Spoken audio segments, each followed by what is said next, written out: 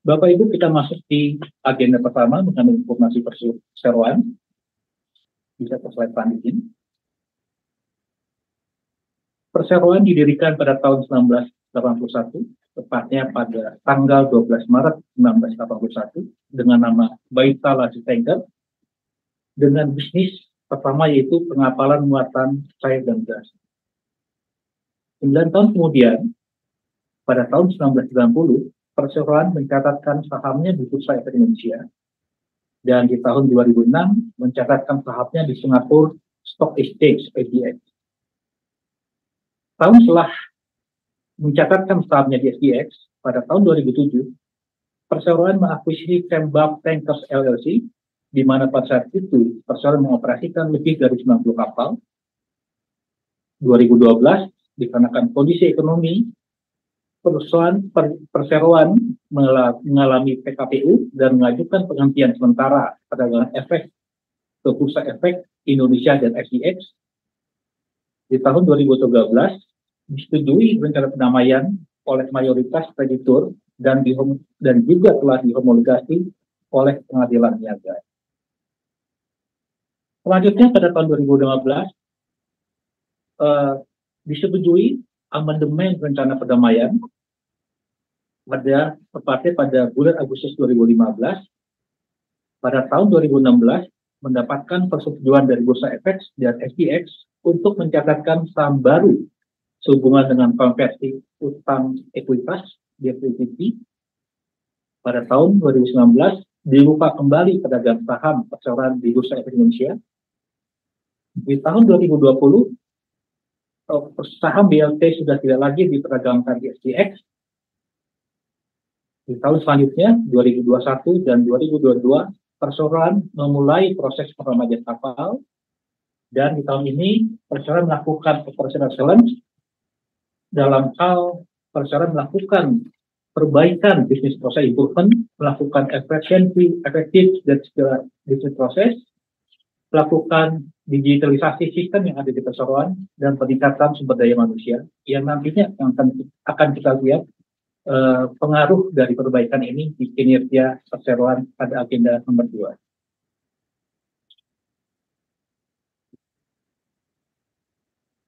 Dewan Komisaris dan Direksi Perseroan masih sama dibandingkan tahun sebelumnya. Bapak Adi Surya, founder dari Perseroan, adalah komisaris utama, Bapak Safsen Nurdin, komisaris, dan Bapak Antonius Jesupit, komisaris independen. Sedangkan Ibu Syani Surya memimpin Dewan Direksi sebagai direktur utama, saya Beni Rahmat, dan Bapak Ayudan Erranto sebagai direktur. Saat ini Perseroan mengoperasikan 10 kapal, di mana 6 kapal langsung dimiliki sendiri oleh Perseroan, dan 4 kapalnya dimiliki bersama dengan partner Perseroan dalam bentuk joint venture company. Untuk 6 kapal yang dimiliki langsung oleh Perseroan, 2 kapal tanker adalah tipe gas, dan 4 kapal lainnya untuk tipe chemical dengan DWT yang terkecil dimulai dari 3.530 dan DWT terbesar adalah 16.408. Semua kapal Perseroan berbendera Indonesia dengan area trading domestik Southeast Asia, Asia Pasifik. 3 kapal Perseroan di-charter oleh Pertamina dan 3 lainnya dilakukan secara spot. Untuk 4 kapal yang dimiliki bersama dengan partner Perseroan dalam bentuk joint venture, 2 kapal adalah tipe chemical dan 2 kapal adalah dengan tipe LNG carrier dengan DWT 12.000 sampai dengan 84.484 dengan berbendera Indonesia dan Bahamas. 2 kapal terakhir, kapal LNG, disewa oleh BP Tangguh dan dikontrak sampai tahun 2025 sampai tahun 2006.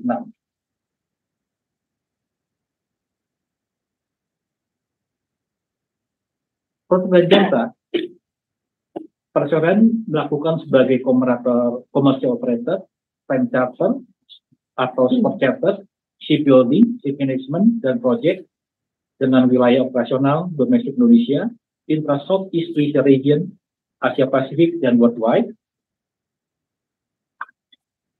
Customer perseroan terbagi menjadi 3 segmen, oil major, manufacturer, dan traders. Ini ada beberapa contoh dari customer perseroan. Untuk oil major, Petronas, Pertamina, Shell.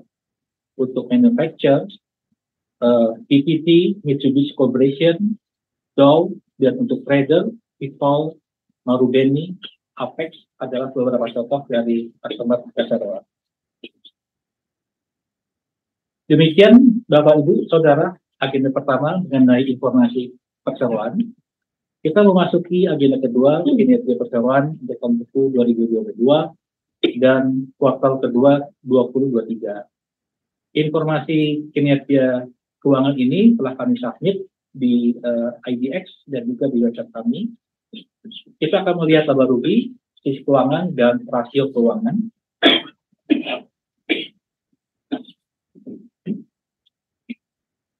Kita akan melihat kinerja tahun 2022 dibandingkan tahun sebelumnya 2021 dalam US dollar. Pendapatan meningkat dari 19,6 juta menjadi 23,5 juta. Beban langsung dari 14,9 menjadi 16,7. Laba kotor 4,6 menjadi 6,7. EBITDA 12,1 menjadi 14,5. Laba tahun berjalan 5,8 menjadi 9 juta. Dan total laba komprehensif dari 4,1 menjadi 7,4. Jadi cukup baik performa perseroan pada tahun 2022. Walaupun kita ketahui tahun lalu masih tahun pandemi, masih tahun COVID, masih cukup sulit secara ekonomi, tapi alhamdulillah puji Tuhan perseroan melakukan peningkatan yang cukup baik dibandingkan tahun sebelumnya. Kita lihat di slide selanjutnya mengenai tahun ini. Kita membandingkan kinerja kuartal kedua 2023 dibandingkan kuartal kedua 2022. Kita lihat performa Januari sampai Juni. Pendapatan per Juni 18,9 untuk tahun ini dibandingkan tahun sebelumnya hanya 8,4. Beban langsung per Juni 13,4 dibandingkan tahun sebelumnya 6,7. Laba kotor 5,5 dibandingkan tahun sebelumnya 1,6. EBITDA 11,1 dibandingkan tahun sebelumnya 5,4. Laba tahun berjalan 8 juta dibandingkan sebelumnya 2,3. Dan laba tahun total laba komprehensif 8,1 dibandingkan tahun sebelumnya 2,2. Jadi proses peningkatan yang telah perseroan lakukan di tahun 2022, insya Allah terus dilanjutkan di tahun 2023. Jadi ini yang tadi kami maksudkan dengan perseroan melakukan operation excellence, ya, melakukan peningkatan di setiap proses, efisiensi, efektif, peningkatan sumber daya manusia, dan digitalisasi dan sistem yang digunakan perseroan, alhamdulillah bisa terus melanjutkan perkembangan yang baik yang telah dilakukan di tahun sebelumnya. Sekarang kita melihat posisi neraca, posisi keuangan. Kita lihat 31 Desember 21, 31 Desember 22, dan 30 Juni 23. Total aset lancar. Pada tahun 21, 14,1 juta, menurun di tahun 22 menjadi 12,6, dan 30 Juni 2023 menjadi 18,1.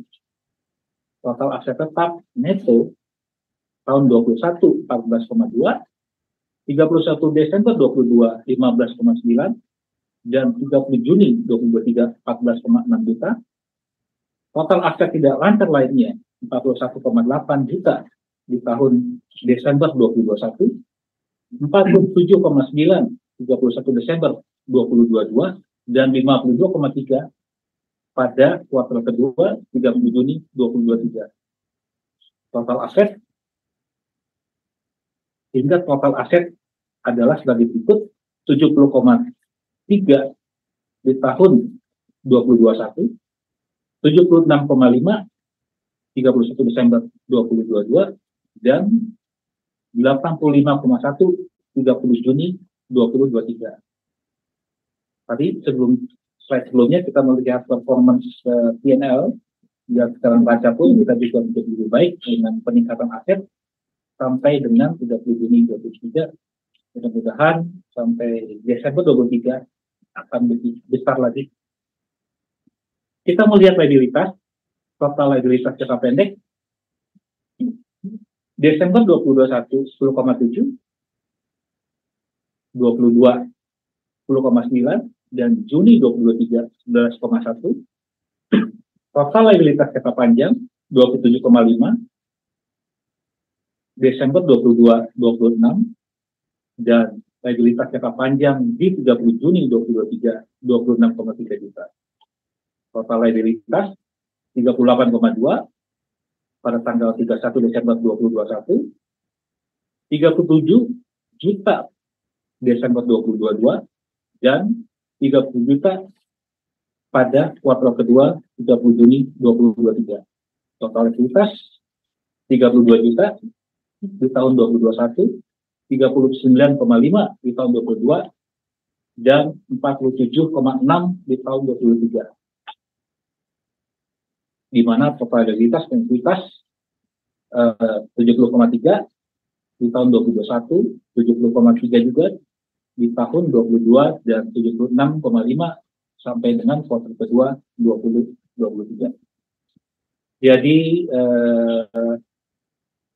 bagaimana kira-kiranya 2023 Desember 2023, sepertinya mudah-mudahan perbaikan ini akan terus bisa dilanjutkan, Bapak Ibu yang kami hormati. Kita ke slide mengenai rasio keuangan. Kita melihat perbandingan 3 periode 31 Desember 2021, 31 Desember 2022, dan 30 Juni 2023. Rasio laba bersih terhadap total aset 8,3 pada tahun 2021, 11,8 pada tahun 2022, dan 30 Juni 2023 rasio laba bersih terhadap total aset menjadi 9,47. Ya, mudah-mudahan nanti 30 Desember lebih baik dibandingkan tahun sebelumnya. Rasio laba bersih terhadap likuiditas 18,3 di tahun 2021, 22,8 di tahun 2022, dan 16,9 kuartal kedua tahun ini. Rasio laba bersih terhadap pendapatan 37,8 tahun 2021, 53,39 di tahun 2022, dan 55,7 pada 30 Juni 2023. Rasio lancar 1,3 di tahun 2021, 1,15 di tahun 2022, dan 1,63 pada 30 Juni 2023. Rasio liabilitas terhadap ekuitas 119,29 pada tahun 2021, 93,7 pada tahun 2022, dan 78,56 pada 30 Juni 2023. Rasio liabilitas pada total aset 54,4 di tahun 2021, 48,37 di tahun 2022, dan 44% pada 30 Juni 2023.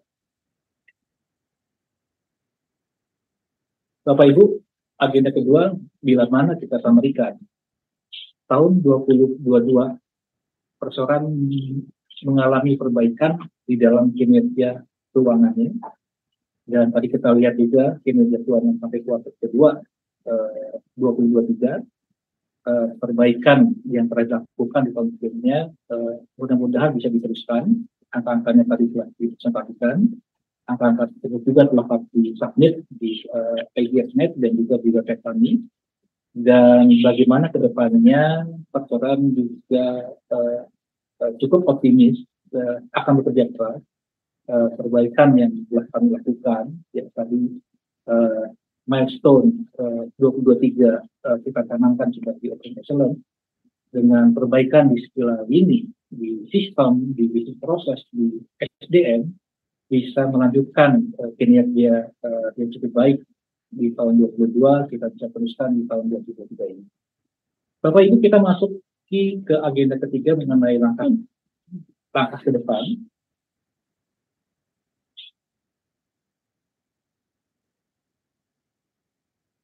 Pertama adalah kami ingin share bahwa kami melakukan suatu hal yang cukup ekstensif sehubungan non-asset based, agak non-core, yaitu sehubungan dengan mungkin saya masuk ke poin nomor 2 dahulu, adalah perseroan melakukan peningkatan bisnis dengan bisnis penjualan dan penyewaan ISO tank melalui anak usaha PT Cenderawasih Logistik Indonesia yang telah ditunjuk sebagai sales marketing agent dari Chengxi Equipment Technology (CET) untuk produk ISO tank. Jadi Cenderawasih Logistik Indonesia atau CLI ini baru berusia 1 tahun lebih, tapi alhamdulillah telah produk-produknya telah digunakan di banyak site, di banyak proyek, ya. Dan juga kami juga telah mengikuti beberapa tender dan kami telah ditunjuk sebagai pemenang untuk tender di suatu grup BUMN untuk pengadaan ISOTEC. Jadi itu salah satu langkah ke depan adalah perseroan akan fokus juga di dalam bisnis LNG, ya, dengan dimulai dengan penyewaan ISOTEC. Itu salah satu langkah ke depan yang akan diambil perseroan. Tentunya saya masuk ke poin pertama adalah perseroan akan mengekstensifkan usaha non-asset base yang masih berhubungan dengan bisnis utama grup seperti jasa pengoperasian kapal, ship management, rekrutmen awak kapal, dan pengawakan kapal. Poin nomor 3 adalah penambahan dan atau perlembagaan kapal untuk mengantisipasi perubahan-perubahan peraturan nasional dan internasional dengan memperhatikan strategi keberlanjutan usaha untuk jangka panjang. Penambahan armada, baik melalui penyewaan kapal dari pihak ketiga maupun melalui skema manajemen komersial, bekerja sama dengan pihak ketiga dalam permodalan capex untuk pembelian tambahan kapal. Jadi seperti pada slide armada perseroan di mana 4 kapal dimiliki joint venture adalah poin sehubungan dengan bekerja sama dengan pihak ketiga sehubungan dengan permodalan kapal, permodalan atau capex untuk pembelian tambahan kapal. Jadi langkah yang telah dilakukan akan terus dilakukan oleh perseroan sehubungan dengan penambahan atau peremajaan kapal. Keempat, perseroan akan mengoptimalkan pengoperasian armada yang dimiliki melalui meningkatkan load factor serta mengurangi idle time, mencari niche market di dalam negeri atau regional yang sesuai dengan ukuran dan tipe kapal yang saat ini dimiliki, memanfaatkan keunggulan kapal, ocean going, fire approved, dan keunggulan ship management IMSA level 3, mencari peluang dari fluktuasi harga komoditas serta perubahan-perubahan peraturan atau kondisi dunia yang menghasilkan ongkos angkut yang lebih tinggi. 5. Menjaga kestabilan pendapatan melalui kontrak berdasarkan waktu dan catat kontrak dengan pihak ketiga. Jadi kami akan meneruskan langkah-langkah yang beberapa hal telah kami lakukan di tahun 2022 dan kami akan teruskan pada tahun ini. Kami lebih menekankan untuk perseroan fokus juga dalam bisnis LNG. Kami akan mencoba mengcover end-to-end dari LNG proses dimulai dengan SOP. Lalu tentunya untuk bisnis kami shipping, ya, tadi telah diceritakan mengenai pekerjaan kapal dengan berbentuk joint venture, ya, sehubungan dengan capex dan lain, dan juga optimalisasi efisiensi dalam pengoperasian kapal. Demikian Bapak Ibu agenda ketiga mengenai langkah ke depan.